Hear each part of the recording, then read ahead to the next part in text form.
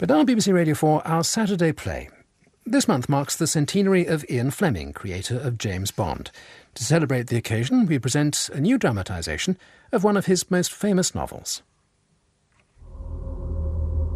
Dr. No by Ian Fleming, dramatised by Hugh Whitemore, starring Toby Stephens as James Bond, with John Standing, Janie Dee, Peter Capaldi, Nicky Henson, Samuel West, Clark Peters, Lisa Dillon, and David Suchet as Dr. No. The character of Ian Fleming, relaxing with a vodka martini and a handmade cigarette at GoldenEye, his house in Jamaica, is the narrator. March came in like a rattlesnake. Hail, icy sleet, force 8 gale. Harold Macmillan, the new Prime Minister, shivered as he looked out at the greyness of Horse Guards Road. With Britain still smarting after the debacle of Suez, the political situation was as cheerless as the weather. A mile or so away, an old black Silver Wraith Rolls-Royce stopped outside a tall building in Regent's Park. A middle-aged man with shrewd grey eyes climbed stiffly out onto the pavement. Hail hit him in the face like a whiff of small shot. You won't be needing the car again today, Harris. I'll use the tube this evening. No weather for driving a car. Aye, aye, sir. Thank you, sir. He went up in the lift to the 8th floor and along the thick carpeted corridor to his office. Good morning, Miss Moneypenny. Good morning, sir. Bring me the signals, please, and anything else you've got. Straight away, sir. He went into his office and closed the door. He took out a large blue silk bandana handkerchief and brusquely wiped it over his face, something he'd never have done in front of the porters or the liftman.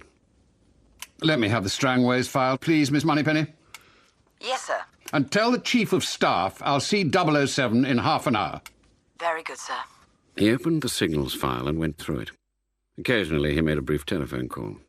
When he had finished, he tossed the pile into his outbasket and reached for his pipe and the tobacco jar made out of the base of a 14-pounder shell. Nothing remained in front of him except a buff folder marked with the top-secret red star. Across the centre of the folder was written in block capitals, Caribbean Station, and underneath, in italics, Strangways and Trueblood. Yes? Commander Bonds here, sir. Send him in. And ask the armourer to come up. Yes, sir. Good morning, sir. Morning, James. How do you feel? Glad to be back? Very glad, sir.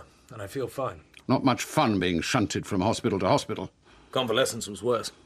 Damn hard work getting the body back into shape. Yes, I'm sure.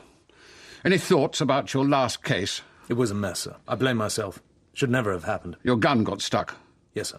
Can't afford that sort of mistake if you're to carry a 00 number. Or perhaps you prefer to drop it and go back to normal duties. No, sir, I would not. Most certainly not. In that case, you must talk to the armourer. Take his advice about what sort of weapon you should carry. If you're licensed to kill, we must make sure you do it efficiently. I'm used to that gun, sir. What happened could have happened to anyone, with any kind of gun. I don't agree. Nor did the Court of Inquiry.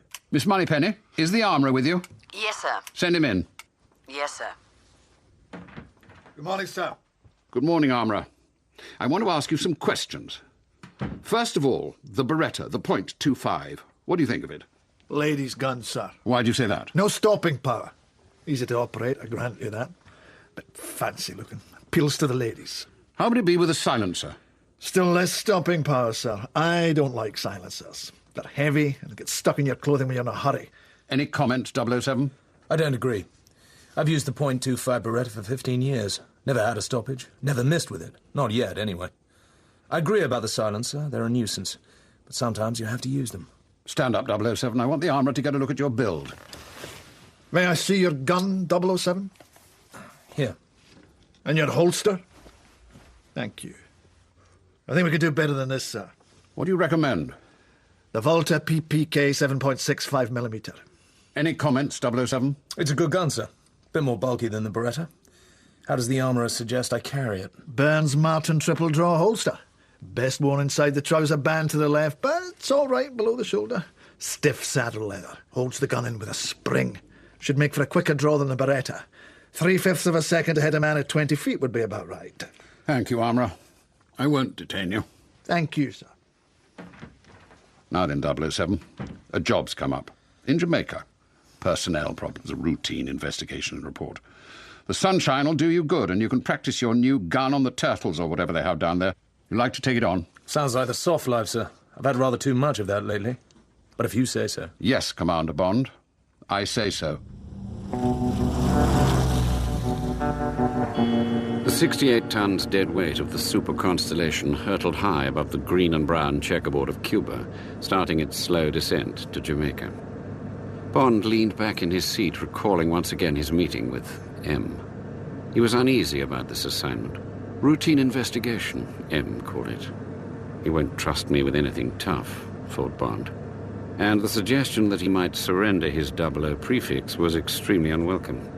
The license to kill for the Secret Service was a great honor, and it brought Bond the only assignments he enjoyed, the dangerous ones. After their brief and rather unsatisfactory conversation, M had buzzed down for the Chief of Staff, a colonel in the Sappers and Bond's best friend at headquarters. Bring up a chair, Chief of Staff. I've given the Strangways case to 007. Got to get this mess sorted out before we make a new appointment there. 007 can be acting head of station. Would you fix that with the Colonial Office and the Governor? Yes, sir. Pass me that file, would you? Thanks.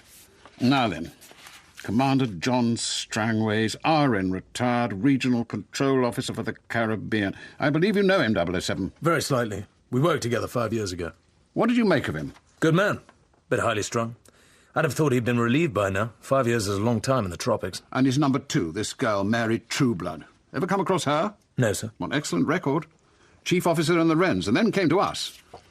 Good looker to judge from her photographs. Would you say that Strangways was a bit of a womanizer? Could have been. What's happened to them? Gone. Vanished into thin air. Both went the same evening. Left everything behind, even their passports. Wouldn't have been difficult for Strangways to cook up a couple of passports, would it, Chief of Staff? No problem there. They could easily have done a bunk. Nobody questions that. The puzzling thing is their last radio call. 18:30 Jamaica time. Somebody, radio security thinks it was the girl, acknowledged our routine call sign, then went off the air. No answer to the blue call or the red. Next day, Section 3 sent a man down from Washington. By that time, the police had taken over, and the governor was already trying to get the whole thing hushed up. Strangways has had the occasional girl trouble down there. Not surprising, really. It's a quiet station. Not much to occupy his time. Yes, but that radio contact sticks in my throat. Why answer the call sign and then do a bunk? Doesn't make sense. People in love do silly things. What do you think, 007? Seems uncharacteristic. What cases had he been dealing with recently? Anything special? No, it's all very routine. The occasional communist trying to get onto the island from Cuba, crooks from London thinking they can hide away in Jamaica. Was that business with the birds? What was that? Or some rot from the zoo or somebody.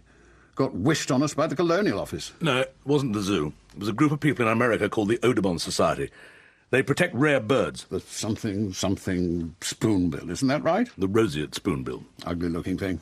Like a pink stalk with an ugly flat bill. Ornithologists thought it was dying out. Then somebody reported a colony of them on an island called Crab Key, British territory, between Jamaica and Cuba. Used to be a guano island. Guano? Bird droppings? Bird droppings are very good as fertilizer, also I'm told. When these birds were found there, it had been uninhabited for over 50 years. The Audubon people ended up leasing a corner as a sanctuary for the spoonbills. Put 2 wardens in charge and persuaded the airlines to stop flying over the island and disturbing the birds. They're pretty influential, these people. The birds flourished, and at the last count there were about 5,000 of them. Then came the war. The price of guano went up, and some bright chap had the idea of buying the island and started to work it again. He negotiated with the Jamaican government and bought Crab Key for £10,000 on condition he didn't disturb the lease of the sanctuary. That was in 1943. This man imported plenty of cheap labour and soon had the place working at a profit. Then the price of guano took a dip. Bad news for the bird shit business. Who is this man? Chinaman. No, half Chinese, half German. Dr. No. Dr. Julius No. No. As in yes. Correct. Anything known? Keeps himself to himself. Nobody ever sees him. The island's his and he keeps it private. Then just for Christmas, one of the Audubon wardens... Barbadian fellow. Good, solid chap, apparently. Arrived on the north shore of Jamaica in a canoe. Very sick. Terrible burns. Died a few days later. Had some crazy story about their camp being attacked by a dragon with flames coming out of his mouth. Obviously off his rocker. The Audubon Society weren't satisfied with this story and sent 2 of their top brass from Miami to investigate. There's an airstrip on Crab Key. The plane crashed on landing. The 2 Audubon men were killed. Thus causing an absolute bloody rumpus. Well, it's always the same when people start preserving things. Churches, old houses, these blasted birds. Everybody gets worked up. Politicians get involved, and then there comes a point when somebody has to do something to keep them all quiet. Of course, nobody at the Colonial Office is in the least interested, which is why the whole damn fairy story has been dumped in our lap. In Strangway's lap. Exactly. Let me have a look at the file. Yes. Take it. And for God's sake, get it sorted out pronto. Now, you may not have noticed, 007, but the rest of the world happens to be in a bit of a mess.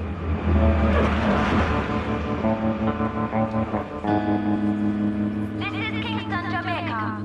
Will all passengers please proceed to the passport and immigration desk? Good evening, Mr. Bond. Good evening. Import and export merchant. What company, sir? Universal Export. Are you here on business or pleasure? Pleasure. I hope you enjoy your stay, sir. Thank you. Hey, Captain, over here. Quarrel. How you doing, Captain? Good to see you. And you, sir. You look exactly the same as you did 5 years ago. Same old blue shirt, same old khaki twill trousers. How's the turtle fishing? Oh, not so bad, Captain. And not so good. Much the same as always. Hey, you been sick or something? As a matter of fact, I have. Why do you ask? There's some pain lines in your face. Yes. Need a few days of your training regime. Just give the word, Captain. As soon as I heard head office was sending me to Jamaica, I sent a signal to the governor's office. Get my friend Quarrel over from the Cayman Islands, I said. Can't function without him. Real glad you did, Captain. Hey, what's that? Welcome to Jamaica, Mr. Bond. Why'd you take my picture? I'm from the Daily Gleaner. That doesn't answer my question. I take pictures of all the interesting people who come to Kingston. I'm not interesting. You look very interesting. Appearances can be deceptive. Which hotel will you be staying at, Mr. Bond? I think that's my business. Have a good evening, sir. Ever seen that girl at the airport before? I reckon not. But the Gleaner have plenty camera gals. She a pretty one. Maybe. But like I said, appearances can be deceptive. This way, Captain. Here's the car. Black Sunbeam Alpine. This was Strangway's car. Who's Strangways? Regional control officer. He's disappeared. That's why I'm here, to find out where he's gone. The ADC tell me to meet you at the airport with the car. He say this is the only spare car they have. Him no good? It's okay. Let's get going. They booked you into the Blue Hills. Corner room with balcony. Good. What about dinner tonight? Where should we go? Depends on what you fancy, Captain. You choose. Somewhere where we can relax. There's a place down the waterfront. The Joy Board. Hit no great shakes, Captain, but the food and the drinks and the music is good. And I got a good friend there. His name Puss Fella. Him owns the joint. Sounds good to me. Pick me up at 7:30. Sure thing. Quarrel, look in your mirror. See that car behind us, driving with the side lights only? I see him, Captain. Okay, here's what we do. At the end of the Palisadoes, where the left fork goes to Kingston and the right to Morant, turn quickly down the Morant Road, stop at once and turn your lights off, right? Right. And go like hell.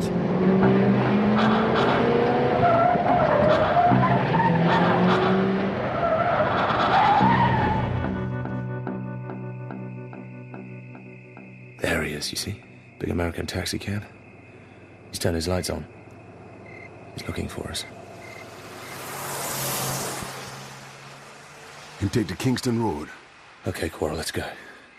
Keep a watch out. No one drives an empty taxi back from the airport. It's an expensive run. You think he follow us, Captain? I'm damn sure of it. I've been a fool, Quarrel. Why is that, Captain? That girl photographer, how did she know who I was?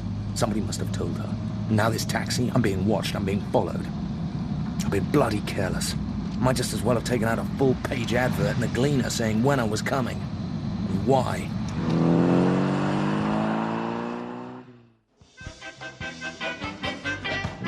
This is it, Captain. This the Joy Boat. What's your friend called? Puss fella. That's right, Captain.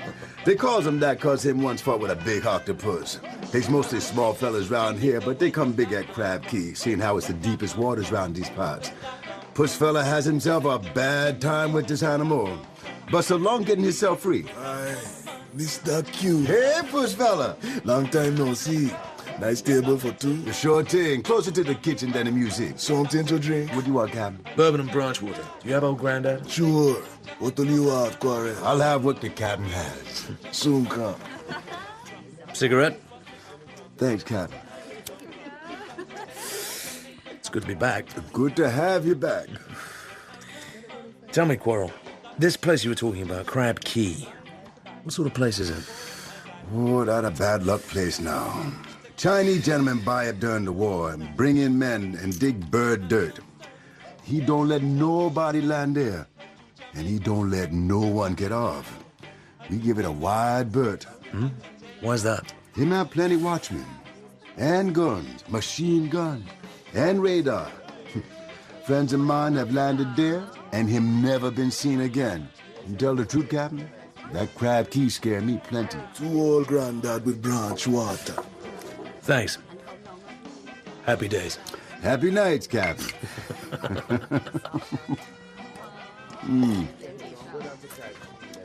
What is it? What do you see? Over there, by the bar. That Chinese girl from the airport. Bring her over. I want to know what she's up to. Sure, will do. Evening, Missy. Captain like to take a drink with we. I'm busy. You got time for a drink? Let go of my arm. You're hurting. Come and take a drink with the captain.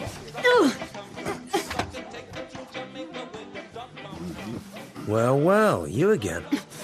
I see you've got your camera and flashbulbs. You're a hard-working girl. I'm taking pictures of the night spots. I thought you were taking another picture of me. The first one didn't come out.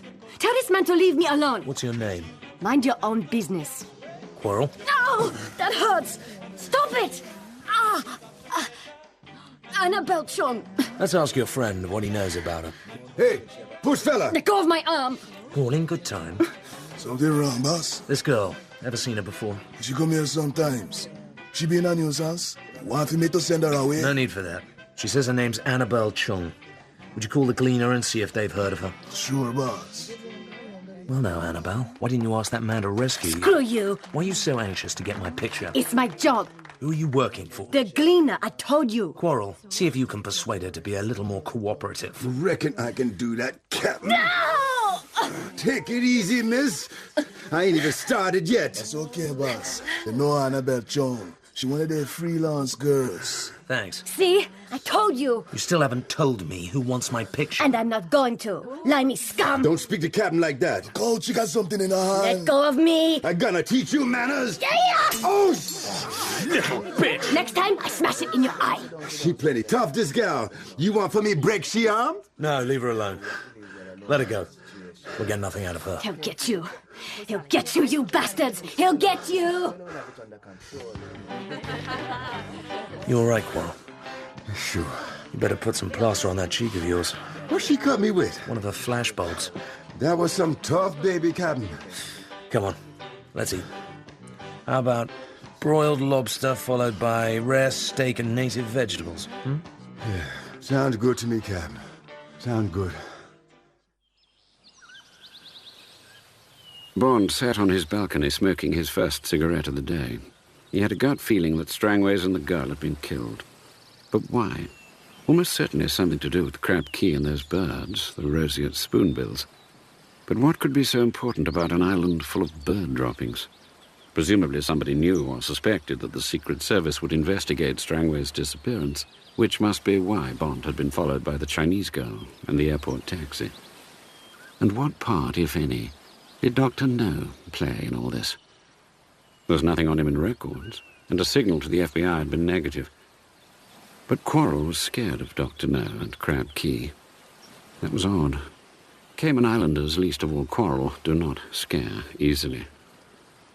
Perhaps the Colonial Secretary might be able to provide some of the answers. He was a pipe-smoking old Harrovian called Pladle Smith. Bond? James Bond? Yes, by Jove. You were the chap who was mixed up in that treasure business 4 or 5 years ago. By Jove. Found the file lying around only the other day. What a lark. I say, we should start another bonfire like that here, stir the place up a bit. This file of mine you saw, how come it was lying around? I saw it on my secretary's desk. She's a new girl. Said she was trying to get up to date with the files. Mind you, there were plenty of other files on her desk. It was just yours that caught my eye. Oh, I see. Well, that explains it. Sorry to be nosy. Well, it's your job, I suppose. So what's the problem?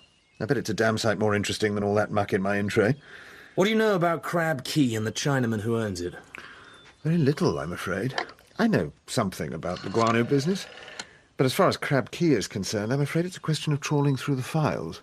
Miss Tarrow, the file on Crab Key, please. The one on the sale of the place and the one on Dr. No. Guano is bird dung, as I'm sure you know. The best natural fertiliser in the world. Fetches $50 a ton. The Chinaman must be a wily devil. Ships the stuff direct to Antwerp. Must have made a fortune. How much is it worth, do you suppose? Crab Key? The birds themselves are extremely valuable. Each pair produces about $2 worth of guano a year without any expense to the owner. Say they're worth $15 a pair, and say there are 100,000 birds on Crab Key, which is a reasonable guess based on the figures we have. That makes his birds worth $1.5 million. Pretty valuable property. Add the value of the installations, say another $1 million, and you've got a small fortune. Come in. Yes, Miss Tarrow. Very sorry, sir. We can't find those files anywhere. What do you mean? Who had them last? Commander Strongway, sir. Well, I remember distinctly him bringing them back to this room. What happened to them? I don't know, sir. The covers are there, but there's nothing inside them. Bond glanced at the girl and smiled grimly to himself. Like Dr. No, like Miss Annabel Chung, the demure, efficient-looking secretary in horn-rimmed glasses was Chinese. Good evening, Mr. Bond. Good evening. Any messages? No messages, sir. But a basket of fruit came from King's house. The delivery boy took it up to your room. Did you recognize the delivery boy? No, sir. He was a colored boy. Said he was from the ADC's office. King's house, can I help you? I'd like to speak to the Colonial Secretary. May I have your name, please? Bond. James Bond. One moment. Bond, what can I do for you? Did somebody in King's house send me a basket of fruit? Fruit? Tangerines, pink bananas, nectarines. Not as far as I know.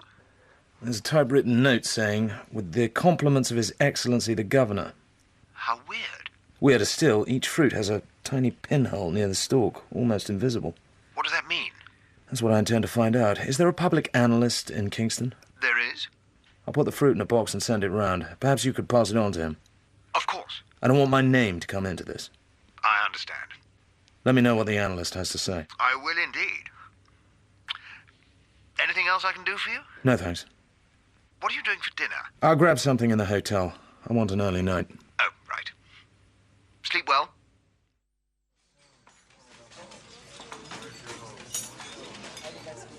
Not a bad dinner. Grilled fish, haricot vert, half bottle of Poulini Montrachet, which I was pleasantly surprised to find on the card. Back to the room at 10:15. Undress. Asleep in 5 minutes.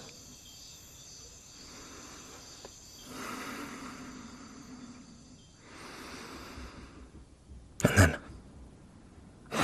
3 o'clock in the morning. Suddenly awake. Why? Lie very still.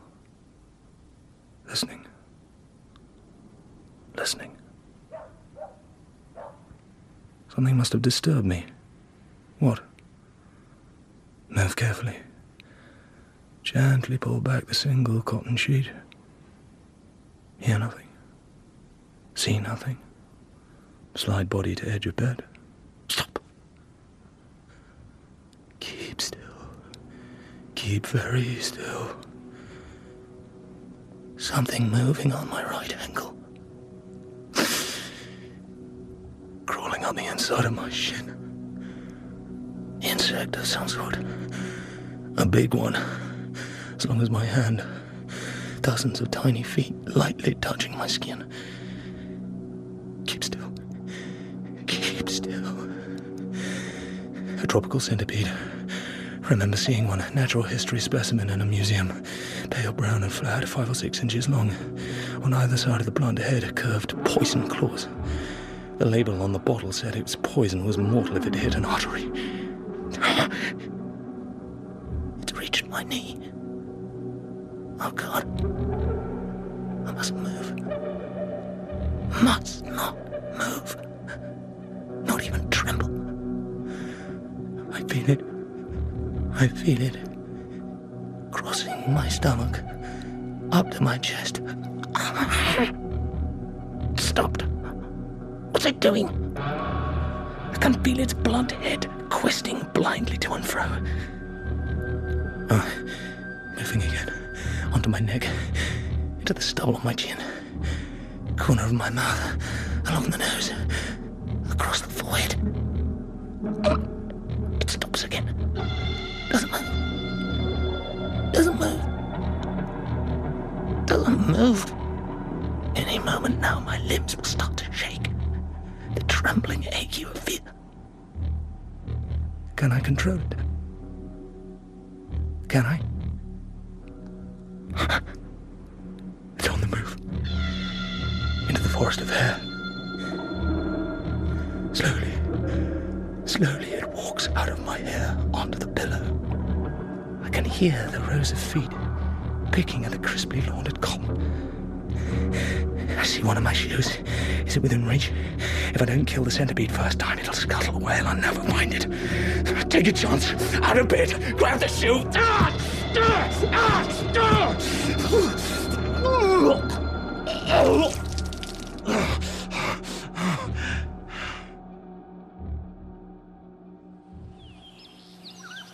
More coffee, Quarrel? Thanks, Captain.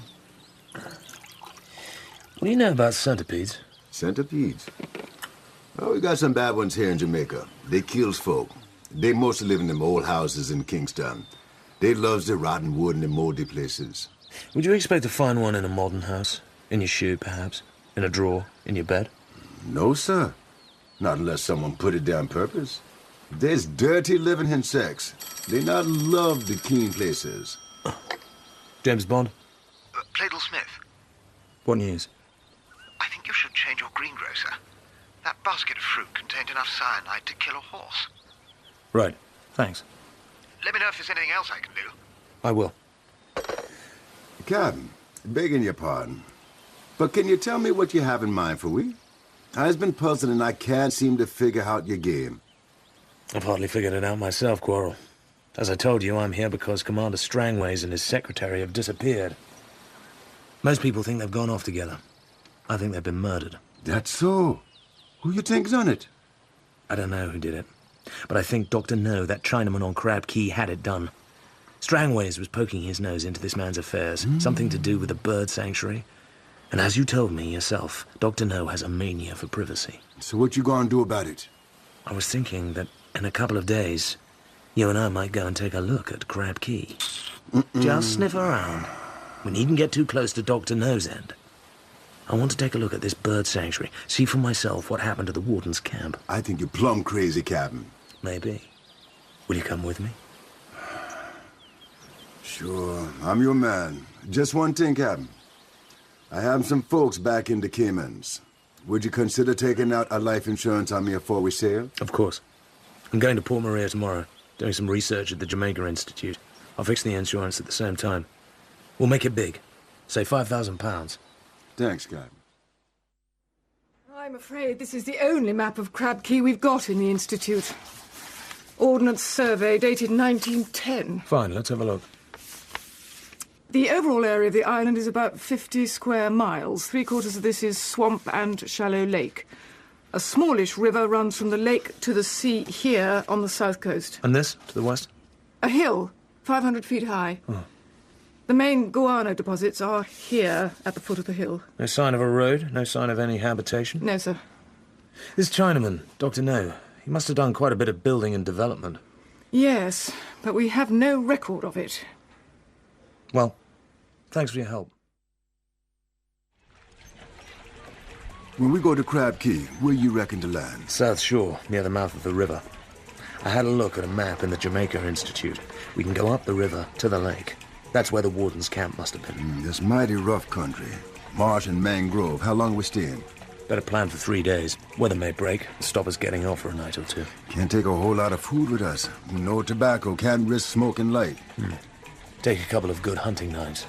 And a couple of guns. You never can tell.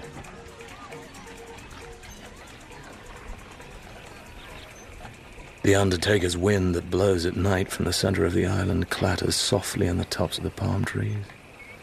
The fireflies, the blinker-blinks, as Quarrel calls them, come out and begin flashing their sexual morse. There's a melancholy feeling in the tropical dusk. Another slug of Canadian Club is called for.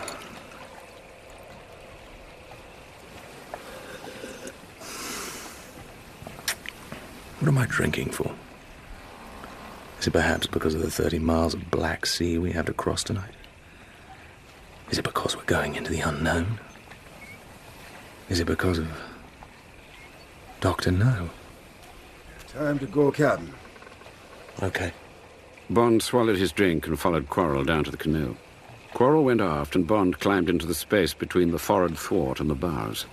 The sail, wrapped round the short mast, was at his back.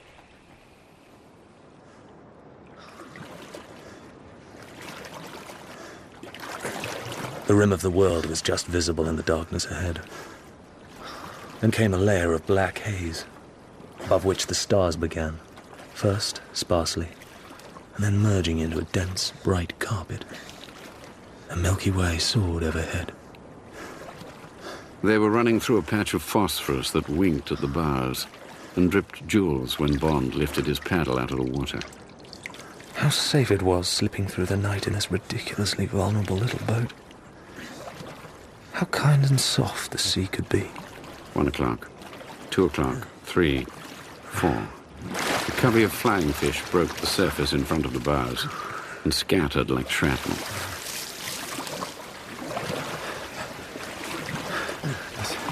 I smell land, Captain. Oh, hold on. We're headed towards a reef. Oh!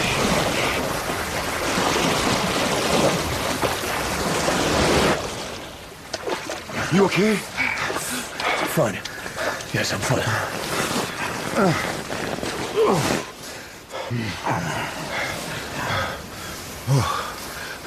Okay, Captain. We gotta get this boat into a mangrove. We're covered with seaweed and bits of driftwood. Nobody see it there.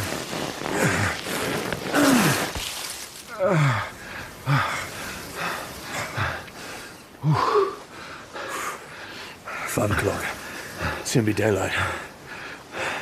Better get some rest, Captain.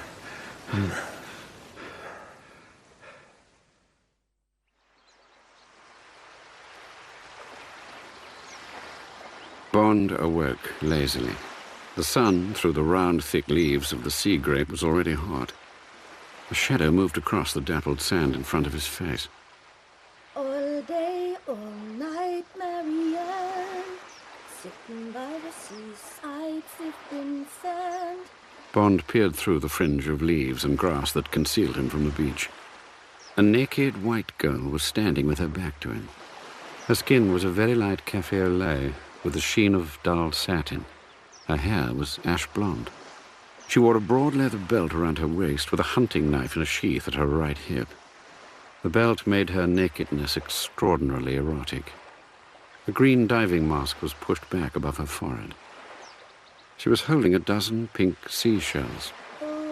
From her eyes could sail a boat. Who is it? The hair on her head could tie a goat. Who's there? Another trespasser. Don't be frightened. The seashells fell onto the sand. Bond saw that her nose had once been badly broken, smashed crooked, like a boxer's. Who are you? What are you doing here? I'm an Englishman interested in birds. We're trying to protect a rare species. How long have you been watching me? How did you get here? No more answers until you tell me who you are. I live in Jamaica. I collect shells. I came in a canoe, did you? Yes. Where's your canoe? I've got a friend with me. We've hidden it in the mangroves. There are no marks of a canoe landing. We're careful. We covered them up. Did you use a sail? Yes. Right up to the reef? Well, why not? I always do. Then they'll know you're here. They've got radar. They've never caught me yet. What's your name? Bond. James Bond. What's yours? Ryder. What Ryder? Honey Child. Why are you smiling? It's a pretty name. People call me Honey. I'm glad to meet you. Honey. I must get dressed. Right. Please don't touch my shells. Don't worry. I'll take care of them. Bond watched her go. There was something uncared for about her. A dog that nobody wants to pet. Who was she? When she came back, she was wearing a faded brown shirt with torn sleeves and a knee-length patched brown cotton skirt. She had a canvas knapsack slung over one shoulder. Your shells, are they rare? Some are. Some are very rare. You can get $5 for a perfect specimen. In Miami. Tell me about these birds you're looking for. What sort are they? They're called roseate spoonbills. What do they look like? Sort of pink stalks with a flat beak. Oh, those. There used to be thousands of them here, but you won't find many now. They scared them all away. Who scared them all away? The Chinaman. He doesn't like birds. He's got a dragon. He sent the dragon after the birds and scared them off. The dragon burned up their nesting places. There used to be 2 men who lived with the birds and looked after them. And they got scared away too, or killed, or something. This dragon, have you ever seen it? Sure, I've seen it. Just before Christmas. I thought I'd explore the river. I went up to the top where the birdmen had their camp. It was all broken up. Everything smashed. And then I heard a funny noise, and I hid behind some bushes. I saw the dragon coming. It had 2 great orange-colored eyes and a long snout. It was all black and gold, making a sort of roaring noise. It went over the marsh, and a whole flock of birds flew up in front of it. Suddenly, a tongue of fire came out of its mouth and burnt them up. Burnt the birds, burnt the trees where they'd been roosting. It was horrible. The most horrible thing I've ever seen. You don't believe me, do you? You're one of those city people.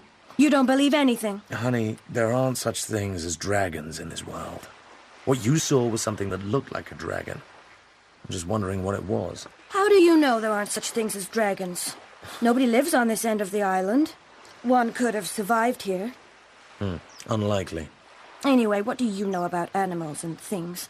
Have you ever seen a praying mantis eat her husband after they've made love? Have you ever seen a mongoose dance? Have you seen a scorpion get sunstroke and kill itself with its own sting? I may not know the things you know, honey, but I know plenty of other things. Like, for instance, that if the Chinaman finds out I'm here, he'll hunt me down with everything he's got, and I'm afraid he'll catch you at the same time. What have you done? Why is he looking for you? Captain! Hey, Captain! Over here. This is the guy I told you about. His name's Quarrel. They're coming, Captain. What's that noise? Sounds like a motorboat. He's got a big boat, the Chinaman, and he's got a plane. They're coming, Captain. Round the end of the reef. How many? Boat with 2 guys on board. Look plenty tough. Get down, honey. Quarrel, this is Honey. Do as he says, miss. Get down behind the sandbank. They got a gun. Machine gun. Okay, folks. Come on out, and you won't get hurt. Keep still. Don't take any chances. These men know their job. Come on, make it quick. We've seen when you came ashore. We spotted the boat under the driftwood. We ain't fools and we ain't fooling. Just come out with your hands up. You'll be okay. Burrow into the sand, honey. Wriggle down. Every inch will help. Okay, just so you'll know this thing ain't for show. Okay, you be warned. This is it. Keep right down. It won't last long.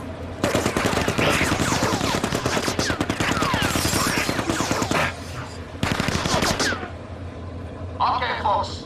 If you still got ears, we'll be along soon to pick up the pieces. Bye for now. That was horrible. Horrible.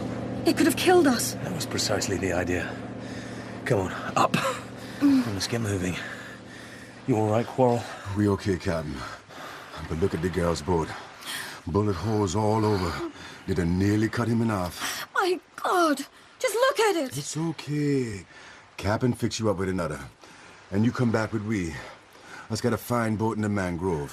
What do you think we should do, Quarrel? They's mighty tough men. And they means business. Like you say, we better get moving. I'm damned if I'm going to be scared off the island before I've had a good look. Let's find the warden's camp and settle ourselves in. Wait! Why are those people trying to kill you? What's all this about? I'll tell you when we get to the camp. Who are you? What are you doing here? Don't tell me it's about those birds you said you were looking for. I'm not that much of a fool. It started with the birds. Now it's got more complicated. I think the Chinaman's up to no good, but I need to prove it. I need evidence. You mean you're some kind of policeman? Something like that. Now, come on. Which way do we go? Follow the river. It goes straight to the camp. Is it a good place to hide? It's all right, so long as they don't send their dragon after us. He can go through the water. Don't look at me like that. I've seen him do it.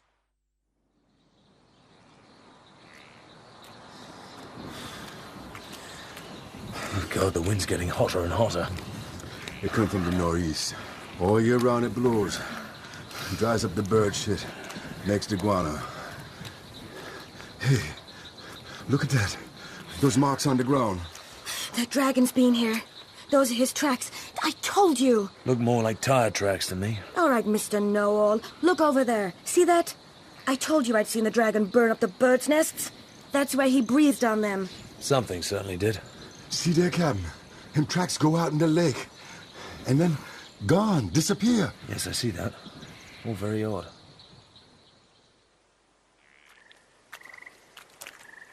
There it is, look. There's the camp. My God, what a mess. Looks like something big stampeded right through this place. That's where the wardens lived. Not much left of it. There, the dragon's tracks, Captain. See? There, coming out of the lake. Cooking pots, tins of food. They must have been in the middle of a meal when whatever it was disturbed them. More tins over here. This is where they stored things. Pork and beans, could be worse. Here's a purse. Look. 5 $1 bills, 3 Jamaican pounds. They certainly left in a hurry. You think we'll be okay here, Captain? As long as we don't show light. Okay. I'll get these tins open and get things fixed up for the night.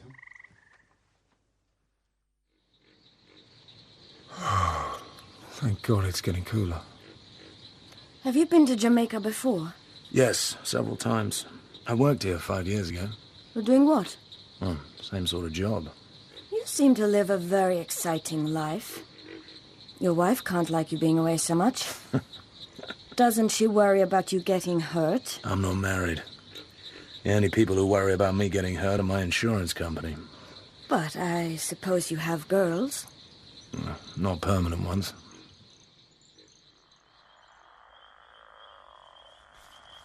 Captain. Captain, I'll take the first watch if that suits. I'll come call you around midnight. Then maybe you take on till 5, then we get going. Need to get well away from this place before it's late. Suits me. Wake me if you see anything. Yeah, sure. Here you are, honey. An old sleeping bag. Must have belonged to one of the wardens. It looks clean. I'm happy sleeping on the sand. It'll keep you warm. What about you? I'm fine. Come in, beside me. There's plenty of room. No, thank you, honey. I'll be all right. Cigarette? No, thanks.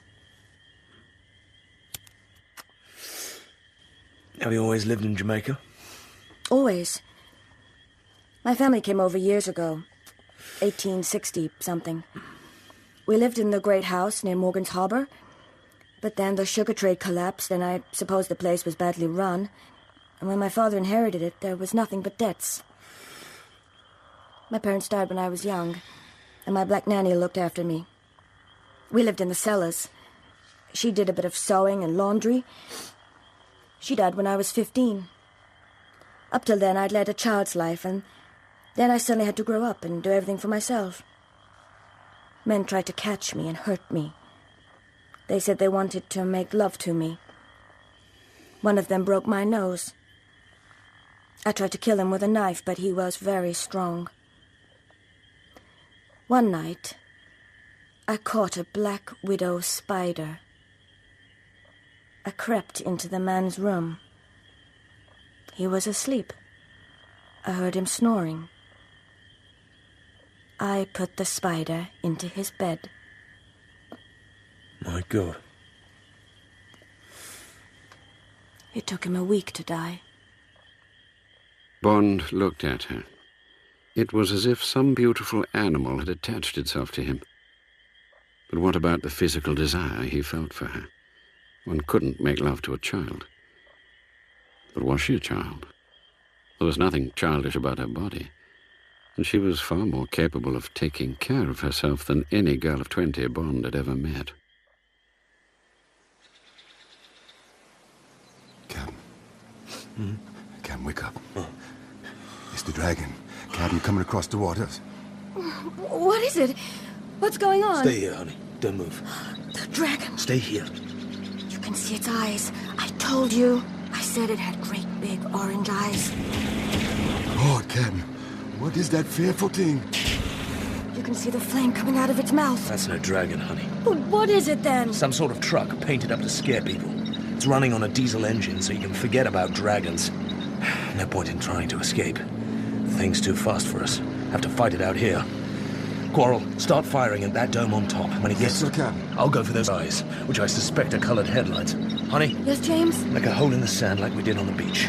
There may be some shooting, so keep down and don't move. Be careful, James. See that? It's a flamethrower. That's how the warden got burnt. And the bushes. Let him have it, Quarrel. It's coming your way, Quarrel. Look out! Quarrel! Quarrel! Quarrel! Come on out, Limey. I'm the girl. Quick, or you'll fry in hell like your pa. Take my hand, honey. Keep close. Stop there. Hold it. No tricks or the crabs will be getting a cooked breakfast. Hold out your hands. Walk towards me. You first, Limey. Slowly, or you get an extra navel. Stop! Come back! I'm going to take a look at the man you just murdered. Okay, enjoy yourself. Sorry, we ain't got a wreath. Stay where you are, honey. You don't want to see this. I'm sorry, Quarrel. I'm sorry.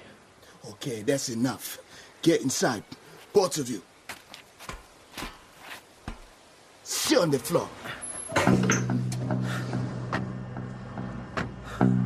What's that horrid smell? Sweat and diesel oil. Don't touch anything or you get your fingers broke. Where are they taking us? To see Dr. No, presumably. Don't worry. These men are just gangsters. It'll be different with them.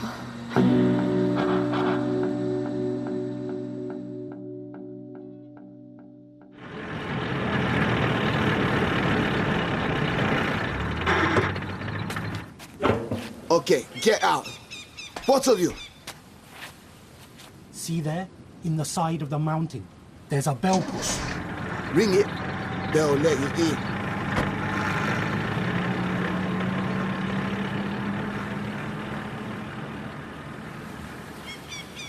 What are we going to do? Might as well do what the man says. I can't see a door. There, look. Cut into the rock. And here's the bell push. Here you are at last. Come in, both of you. We simply didn't know when to expect you. First it was tea time yesterday, then dinner. Now, here you are, just in time for breakfast. I'm Lily, Sister Lily. You must be famished, both of you. What's going on? God knows. What a beautiful room. Yes, isn't it? The doctor knows a great deal about antique furniture. He has such an eye for lovely things. If you'd be kind enough to follow me, please, I'll show you to your room. We've put you and your wife in the cream suite. Good morning, sir, madam. This charming young lady is May. She'll be looking after you both. Anything you want, just ring for May. She's a favorite with all our patients. That's a charming kimono you're wearing. Thank you, sir. I do hope you'll both be comfortable. I took the liberty of ordering breakfast as soon as I heard you come in. Yes, I thought I smelled bacon and coffee. Delicious. We'll leave you two dear people in peace. If you want anything, just ring. The bells are by the bed. Ah, yes. Room service, hairdresser, manicurist, maid. Very good. Sir, madam, you will find kimonos, silk or linen in the cupboard. Thank you. The doctor has given strict orders that you're not to be disturbed. He'd be delighted if you'd join him for dinner this evening. Would that be agreeable? It would. Welcome. This is surreal. Ridiculous. It's a trap, don't you see? There's no window, no handle on the door. I don't think it's funny at all. Of course it's a trap, but we're in it, and there's nothing we can do but eat the cheese. I think I need some coffee. Me too. Let me pour. Since they've given us a double room, I feel I should act like a wife. Here you are, darling James. Stop flirting. This is no time for making love. Why not? Drink your coffee. Everyone here seems to be Chinese. All hired by Dr. No, presumably. What do you think will happen to us? Who knows? Maybe nothing. Let's wait and see. I'll go and run you a bath. You'll feel better for that. Oh, well, it's all very plush. Florist lime bath essence for men, Guerlain soap, Fleur des Alpes. Bath cube or bath oil? Which do you prefer? Honey, bath cube or bath oil? Honey? Honey? Honey? Feels so strange. My legs. I can't stand up. God. Me too. Must have been the coffee. Bastards drug the coffee. An hour or so later, the door opened softly. A tall, thin figure wearing a kimono was silhouetted against the lighted corridor. He moved slowly into the room and up to the bed. He was holding a flashlight. He bent forward and shone the soft light onto the girl's face. Then he took the sheet and drew it down to the foot of the bed. But the hand that drew down the sheet was not a human hand. It was mechanical, a pair of articulated steel pincers at the end of a metal stalk that disappeared into a long black sleeve. The man then turned his attention to James Bond. He scrutinized every line, every shadow on the dark, rather cruel face that lay drowned in drugged sleep. He watched the pulse in the neck and counted. He did the same for the area around the heart. He gauged the curve of the muscles on Bond's arms and thighs and looked thoughtfully at the hidden strength in the flat stomach. For several minutes, the tall figure stood over the sleeping man. Then it swished softly away and out into the corridor. James. James. James. Hmm? I thought you'd never wake up. Honey. God, what time is it? It's 4:30. They must have put something in the coffee. They certainly did. Are you all right? I think so. Hungry. Press the room service bell. How are you feeling? I don't know. Don't be frightened. I'm not. I feel safe when I'm with you. Good. That's the way it should be. Come in. You rang for room service? Yes, please. Tea, I think, and buttered toast. Very good, sir. And this evening, would you be kind enough, please, to select what you would like for dinner? Here is the menu. The doctor asked if 7:45 for 8 would be convenient. Yes, fine. Then I will call for you at 7:44. At 7:44 precisely, there came a soft knock on the door. Bond took Honey by the hand, and they followed the Chinese girl along the empty, gracious corridor. They were shown into a lift. Bond had no idea how far down they went. The automatic doors hissed open. They walked into a large, empty room. My God. It is very big, yes? It's enormous. Must be 60 foot long. All those books. I've never seen so many. Enjoy. The doctor will be with you very shortly. Thank you. What's the end wall made of? Is it glass? Looks like it. Some sort of aquarium. Oh, my God. Did you see that? Was it a shark? Certainly was. A shark in an aquarium? Come here, honey. Look up at the ceiling. Little specks of light. Look again. Can't you see what it is? What? That's Orion. This is no aquarium. This is the sea itself, and up there is the night sky. This window must be made of reinforced glass. We're 20 feet under the sea. This is amazing, honey. We're looking straight into the heart of the ocean. $1 million US. Dr. No. Good evening, Mr. Bond. I expect you were wondering about the cost. I was. Bond's first impression was of thinness and erectness and height, 6'6" at least. The head was elongated and tapered from a round, completely bald skull to a sharp chin, so that the impression was of a reversed raindrop, or rather oil drop. The skin was of a deep, almost translucent yellow. Forgive me for not shaking hands with you. I am unable to. As you see, I have no hands. Slanting jet-black eyes stared out of the skull. They were without eyelashes. They looked like the mouths of two small revolvers, direct and unblinking, and totally devoid of expression. We have much to talk about, and so little time. Please, sit down. The bizarre, gliding figure looked like a giant, venomous worm wrapped in grey tinfoil. You will have a drink? Cigarettes are beside your chairs. What will the girl have? A Coca-Cola, please. And I would like a medium vodka dry martini with a slice of lemon peel. Shaken and not stirred, please. I would prefer Russian or Polish vodka. Oh, I see you are also a man who knows what he wants. On this occasion, your desires will be satisfied. Do you not find that is generally so? When one wants a thing, one gets it. That is my experience. The small things.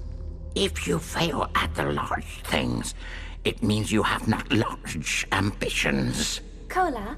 Give me a fulcrum and I will move the world. Vodka martini. Enjoy. And now, Mr. James Bond of the British Secret Service, let us tell each other our secrets, but let us tell each other the truth. Very well. If you do not, these will know that you are lying. He brought the steel claw delicately in front of each eye and tapped the center of each eyeball. These see everything. Everything. All right, agreed. But if we are to talk, let it be without any more stage effects. You've suffered the misfortune of losing your hands. You wear contact lenses. You have enough money to create this remarkable habitat. But basically, you're just an ordinary man. You eat, sleep, and defecate like the rest of us. So no more conjuring tricks, please. I'm not one of your guano diggers, and I'm not impressed by them. Bravely spoken, Mr. Bond. I accept the rebuke. It is a rare pleasure to have an intelligent listener, and I shall enjoy telling you my story. I have not told it to anyone before, and I know that you will keep it to yourself, as indeed will the young lady. Look, there's no point in telling her. She's got nothing to do with me. I found her yesterday on the beach. Your men destroyed her canoe. So I had to bring her with me. Send her back home. She won't talk. She'll swear not to. I will talk. I'll tell everything. I'm going to stay with you. I don't want you here. Don't waste your breath on these heroics, Mr. Bond. Nobody who comes to this island has ever left it. And don't try to bluff me. It's entirely useless. Sorry, honey. I didn't mean it. I'd hate you to go away. Let's stick together and hear what this maniac has to say. You are right, Mr. Bond. That is just what I am. A maniac. All the greatest men are maniacs. They are possessed by a mania, which drives them forward to their goal. My mania is for power. That is the meaning of my life. That is why I am here. That is why you are here. That is why here exists. You disappoint me, Dr. No. The asylums are full of people who think they're the King of England or the President of the United States or God. The only difference is that instead of being shut away by society, you built your own asylum and locked yourself inside. But why? Why does incarcerating yourself in this cell give you the illusion of power. Power is sovereignty, Mr. Bond. Clausewitz's first principle was to have a secure base. From there one proceeds to freedom of action. Together, that is sovereignty. You talk of kings and presidents. How much power do they possess? As much as the people will allow them. But I have to account to no one. That makes my position unique. That is only the illusion of power. Any man with a loaded revolver has the power of life and death over his neighbors. Other people beside you have murdered in secret and got away with it. In the end, a greater power than they possess is exerted upon them by the community. That will happen to you, Dr. No. Your search for power is an illusion because power itself is an illusion. So is beauty, Mr. Bond. So is art. So is money. So is death. And so probably is life. Let us go eat. Over dinner, I shall tell you my story. The round mahogany table was laid for three. Silver and glass twinkled warmly. The plain dark blue carpet was luxuriously deep. Dr. No took the center high-backed chair and bowed the girl into the chair on his right. They sat down and unfolded napkins of white silk. The hollow ceremony and the charming room maddened Bond. He longed to break it up with his own hands, to wind his silk napkin round Dr. No's throat and squeeze until the contact lenses popped out of the black, damnable eyes. I was the only son of a German Methodist missionary and a Chinese girl of good family. But I was born on what you call the wrong side of the blanket. I went to work in Shanghai and became involved with the Tongs and their illicit proceedings. I moved to the United States and settled in New York. I loved the death and destruction of people and things, and I became adept in the techniques of criminality. The killers, when they came in the night. I had stolen $1 million in gold from a criminal organization called the Hip Sings. They tracked me down. They cut off my hands to show that the corpse was that of a thief. They shot me through the heart and went away. But I am the one man in a million, Mr. Bond, who has his heart on the right side of his body.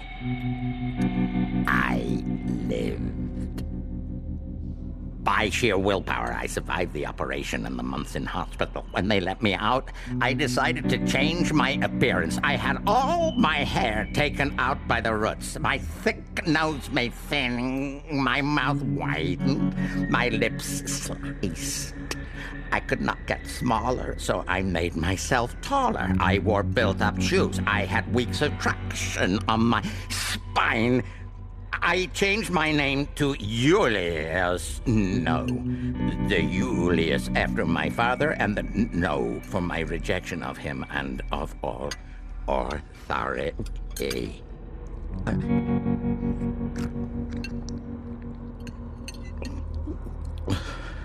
How are your lamb cutlets, Mr. Bond? Fine. And your chicken à l'anglaise?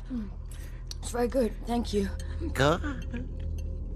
And so, my next task was to find a suitable site for my headquarters. It had to be an island. It had to be entirely private. It had to be capable of industrial development. I have been here for 14 secure and fruitful years. And then one day, I got a letter from the Audiobook Society. A letter about these wretched birds, these roseate spoonbills. The society gave me formal notification that they intend to build a hotel on their leasehold. Mr. Bond, can you believe it? The privacy I had achieved, the plans I had for the future, all this to be swept aside by the idiotic Audiobook Society and their stupid birds. I sent to Florida for a marsh buggy, a vehicle that is used for oil prospecting that will cover any kind of terrain. I adapted it to frighten and to burn not only birds, humans as well. One night in December, I sent the buggy across the lake. It smashed through the camp. Both wardens were reported killed. The one, it turned out, escaped. to die in Jamaica. It burned the nesting place. The spoonbills died in their thousands. The Audiobook Society demanded an investigation. I decided to agree. 2 officials were sent in an aeroplane. An accident was arranged. The bodies were placed reverently in coffins, and I reported the tragedy. Privacy was re-established. There are now no roseate spoonbills. So there will be no wardens. There will be no more interference. Strangways and the girl. What happened to them? Yes. Well, your Mr. Strangways became suspicious and started ferreting about. He and the girl are 50 fathoms down at the bottom of the Mona Reservoir. I sent 3 of my best men. As for you, well, I knew what type of man you were thanks to the files Miss Tarot removed from the king's house. I guessed that the fly would come to the spider. When your canoe showed up on the radar screen, I knew you would not get away. Your radar is not very efficient. There were 2 canoes. The one you saw was the girl's. She's nothing to do with me. Then she is unfortunate. I happen to be needing a white girl for a small experiment. As we agreed earlier, Mr. Bond, one generally gets what one wants. Then you're out of luck, Dr. No. If I fail to return from Crab Key within 3 days, London will be alerted. I wonder if that is true. I rather doubt it. Because of the girl, and only because of her, I'll strike a bargain. In exchange for our safe return to Jamaica, you may have a week's start. Take your aeroplane and try to get away. Oh, the police come and the soldiers come. Where is your evidence, your search warrant? Please go away and leave me in peace. Have you anything else to say? Well, you both have a busy night ahead of you, and I must get my sleep. The monthly ship from Antwerp is putting in tomorrow, and I have the loading to supervise. You said this place is your headquarters. Headquarters for what? I can't believe you've gone to all this trouble just to cultivate bird shit. Oh, you are quite right, Mr. Bond. My work is of a far more momentous nature. I'm sure you're aware that Turk's Island, about 300 miles from here, is the most important center for testing the missiles of the United States. I know it's an important center, yes. And you must have read that their rockets have been going astray recently? Yes. It may interest you to know that these failures have been caused here in Crab Key. What am I supposed to say to that? Oh, you don't believe me. Why should I? No matter, there are plenty who do. The Russians, for example, my partners in this venture, they trained 6 of my men. I have electronic equipment of the very highest sophistication. The Russians pay well for my expertise. Perhaps you don't know the Russians as well as I do. You may be a best friend at the moment, but the Russians don't have partners. They want to take you over, buy you out with a bullet. You cannot play for high stakes without taking risks, Mr. Bond. I accept the dangers, and so far as I can, I have equipped myself against them. Furthermore, I am on the edge of greater things. I can already bend the radio beams that control the American rockets, and very soon I shall be able to control them completely. To bring them down into the ocean near this island and salvage the secrets of their construction. And how much would Russia pay for each of the prototypes I captured? $10 million? 20? It would be a priceless victory in the armaments race. I could name my own figure. Don't you agree, Mr. Bond? And don't you agree that these considerations make your arguments and threats seem rather puny? All right, Dr. No. What are your plans for us? Knife, bullet, poison, rope? Just make it quick. I've seen more than enough of you. Very well. I shall summon the guards. I'm sorry about this, honey. Will it hurt? Of course it will hurt. I am interested in pain. I am interested in finding out how much the human body can endure. You have both caused me a great deal of trouble. In exchange, I intend to put you to a great deal of pain. It's a year since I put a girl to death in the fashion I have chosen for you. She was a negress. She lasted 3 hours. I have wanted a white girl for comparison, so I was not surprised when your arrival was reported. I always get what I want. And now, my dear, you have lived in Jamaica all your life, so you will know what I'm talking about. This island is called Crab Key because it is infested with land crabs. They weigh about a pound each and are as big as saucers.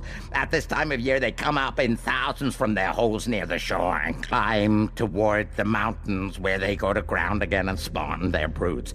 They march in armies of hundreds. It is a compulsive migration. They devour whatever they find in their path.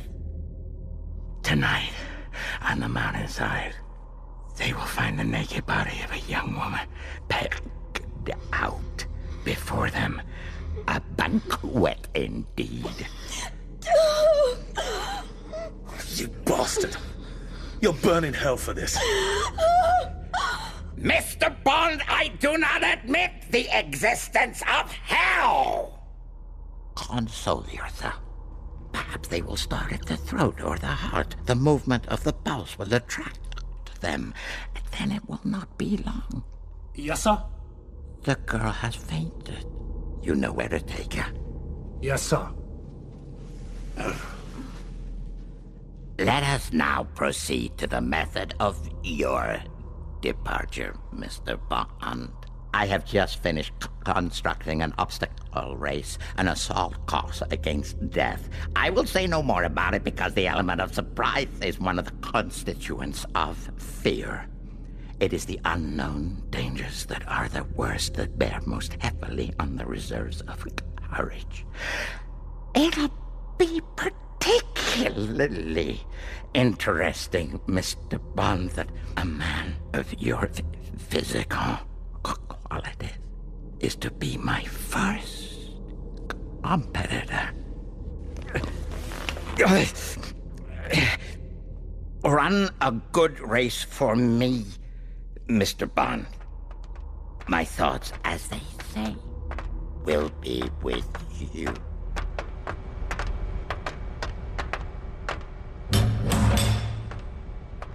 This is it, bud.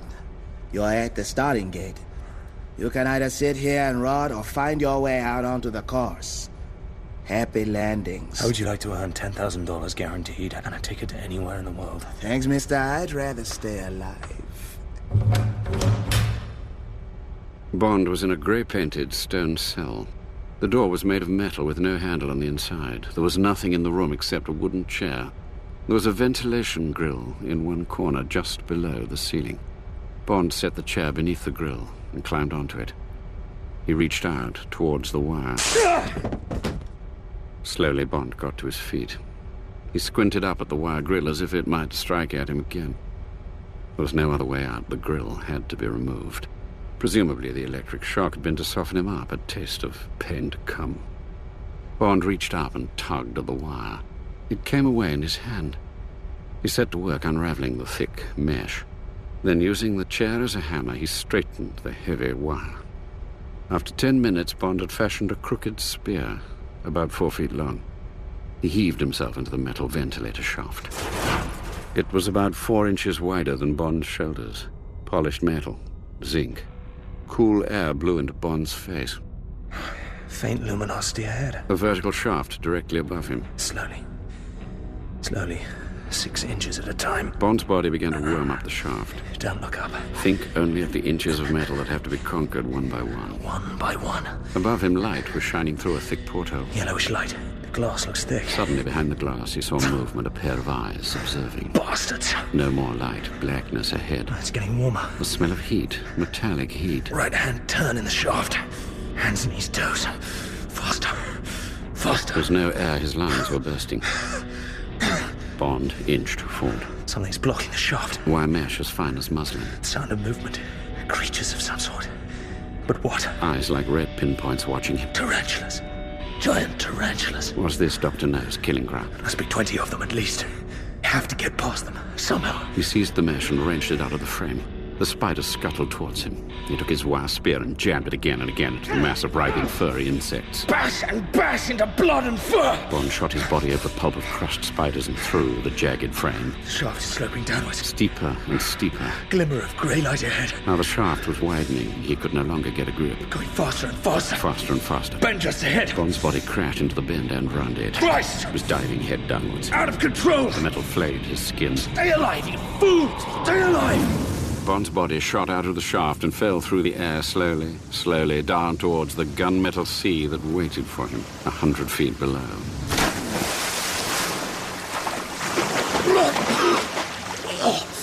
He was in a narrow, deep-water inlet at the base of a towering cliff. A strong wire fence stretched from the rock walls of the inlet, caging it off from the open sea. Below him, the water quivered. Something was stirring in the depths, something huge. A great length of luminescent greyness showed poised far down in the darkness. God! Oh, God! Two eyes as big as footballs stared out through the quiet water. Bond's skin crawled on his back. This was the creature that had crippled Pussfella, the giant squid that could pull ships beneath the waves, the mythical kraken that battled with whales. The surface of the water shivered. Bond could see a forest of tentacles. He snaked his feet and arms through the squares in the wire fence, lacing himself into them. The great eyes watched him coldly, patiently. Delicately, like the questing trunk of an elephant, one of the long tentacles broke the surface and palped its way towards Bond's leg. Like a huge, slimy caterpillar, the tentacle moved slowly, slowly up his leg. And then... The tanker! From Antwerp! The tanker from Antwerp had arrived. Antwerp! Part of the world outside, a world that was 1,000,000 miles away. The suckers bit into his body. The head of the squid broke the surface of the water. Bond was being pulled down inch by inch. The creature's eyes glared at him redly, venomously. There was one hope, only one. His hand dived for the crook of the wire spear. He wrenched the wire as straight as he could. He lunged down with all his force. He caught a glimpse of the tip of his spear lancing into the center of the black eyeball, and then the whole sea erupted into a foul fountain of blackness. What's happened? Have I gone blind? He wiped a hand across his face. Streaks of light came into his eyes. Must get out! Must get out while I can! Bond hauled himself up the slippery wall of the cliff. Suddenly, as he grabbed hold of the fence at the top, he felt a rush of human flesh, flailing fists, sharp teeth biting deeply into the calf of his right leg. And then, just a glimpse. Ash-blonde hair. Honey! Honey, it's me! James! My God! Help me! Help me over this fence! What happened? Squid! Giant squid! Emptied its bloody ink all over me. Here, come here. Let me wipe you down. My God, honey. You certainly pack a hefty punch. Sorry, darling James. I thought you were one of the guards. What happened? How did you get away from the crabs? Silly old fool. Doctor No.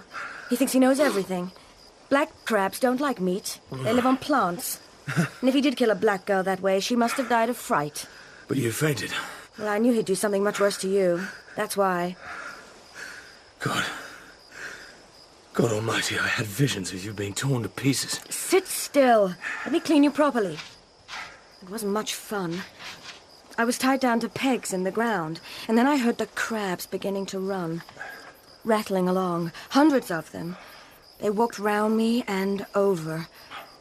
I might have been a rock for all they cared. I just lay there very still and waited for the early morning when they crawl into their holes and go to sleep. There. That's got most of it off. My God. Your body. What have they done to you? Later, honey. No time to talk. We've got to get out of here. Let's see what's going on. Let me take a look over those rocks. The loading jetty's right beneath us. There's a tanker alongside. The Blanche from Antwerp. There's a conveyor belt and a crane. Presumably the crane lifts the conveyor belt into the hold of the tanker. That's how they load the guano. Okay to go? Okay.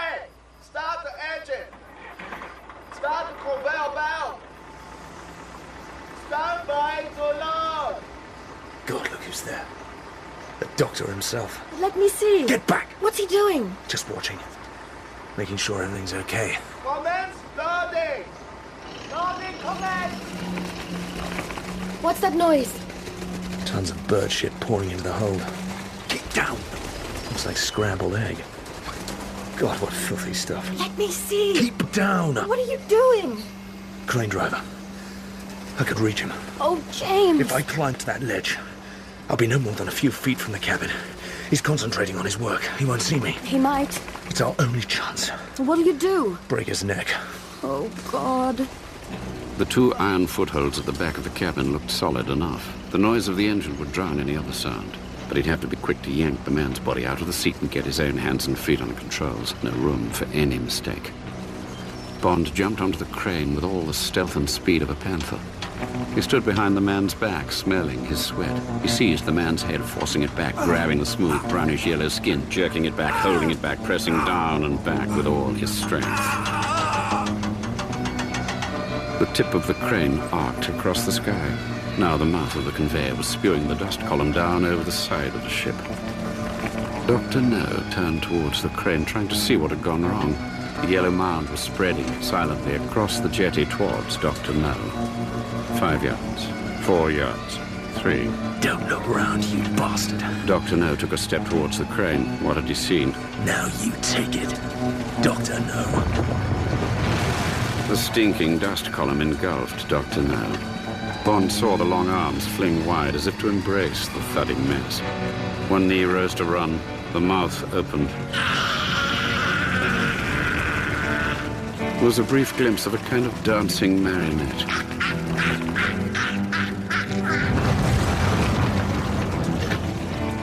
And then only a mound of yellow bird dung that grew higher and higher.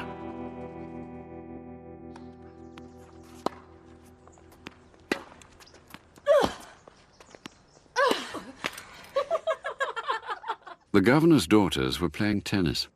Good serve. In a cool, shadowy room, 5 men were sitting around a massive conference table. His Excellency, the acting governor, was chairing an emergency meeting. You're quite sure of all this? Yes, sir.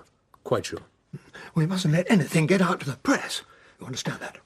I'll send my report to the Secretary of State by the next bag. I'm sure I can rely on your discretion. I think we can assume that Commander Bond is unlikely to communicate with anyone except his department, sir. Quite so.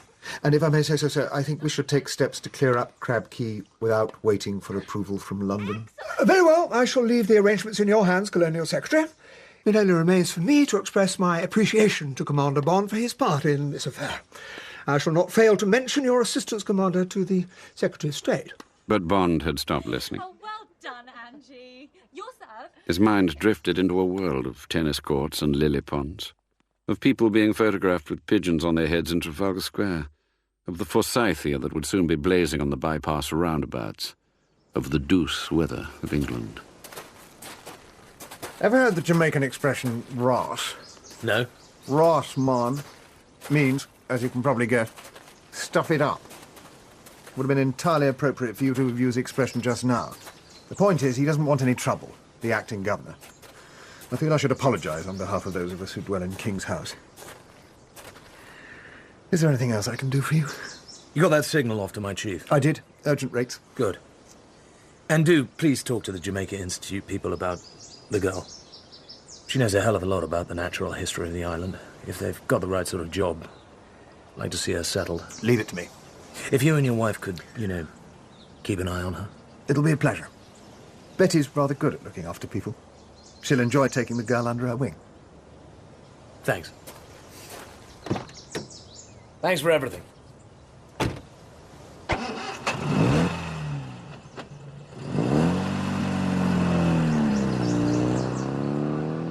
As he drove, Bond thought of Crab Key, the hot, ugly wind, the stink of marsh gas from the mangrove swamps. By now, they'll have found Dr. No's body. They'll have washed the yellow dust off him and wrapped him in one of his own kimonos. And where had his soul gone to? Had it been a bad soul? Or just a mad one? Bond thought of the burned twist down in the swamp that had once been coral. Surely he hadn't gone to the same place as Dr. No. Whatever happened to dead people, there was surely one place for the warm and another for the cold. And which, when the time came, would he, James Bond, go to? She was wearing a black and white striped cotton skirt and a tight sugar pink blouse. The golden hair smelled of cheap shampoo. She looked incredibly fresh and beautiful. Bond took her in his arms and kissed her hard on the lips. They lay on the soft grass beneath the stars. Honey, I have to go to Kingston tomorrow, to the hospital. I may be there several days. But I've arranged for a man from Government House to look after you. His name's Shush. No more. No. Shush. Shush. Tell me later. This is my night with you. Please, James. Talk about love.